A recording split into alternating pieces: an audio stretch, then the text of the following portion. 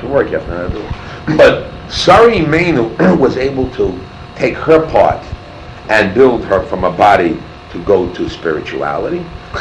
And Avraham Avinu went from seichel to the physical. So even when it says in Chazal, when Sarah died, and he had to go and buy the land in Neshes Chayil, so there the Chazal say he learned from Sarah how to act in the physical world, in the Olam HaMaisa. Sarah trained from her programming, Avraham Avinu gained from the program of Sarah Imeinu how to act in the world and bring the theories to Maisa in reality what it is.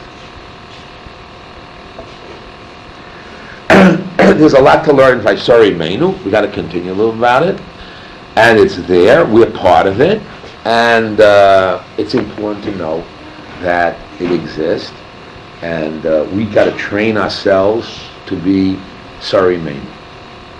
Shut your eyes and ask yourself, would Sarah do that? Sarah Imeinu. It's a very high level, the basis of Klal Yisrael. And I try to give you a feeling is that it's not just simple Sarah. Sarah is a like an example, paradigm, so to speak, for our activities. And it continues on in the Jewish soul, in the DNA for the basis of Klal Yisrael. So for those who are sad, she had humor.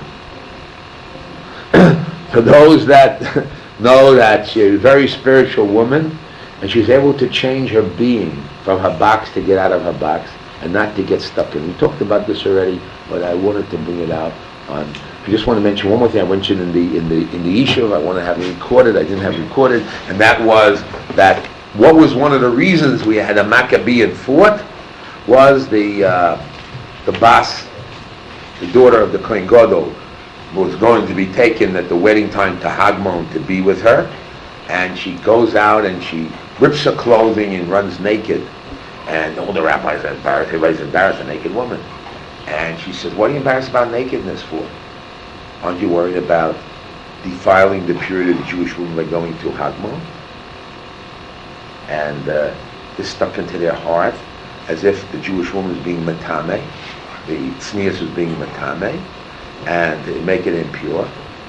And the symbol of Hanukkah is what? That we came to the base of Mikdash and we was impure, and we found the purity of the shemen, the oil, and it lasted for 8 days.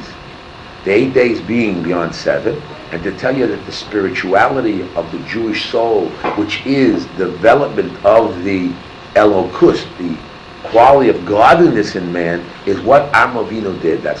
That is not spirituality. That's holiness and purity, which comes to Nevuah, which anybody can, which the Jewish people have.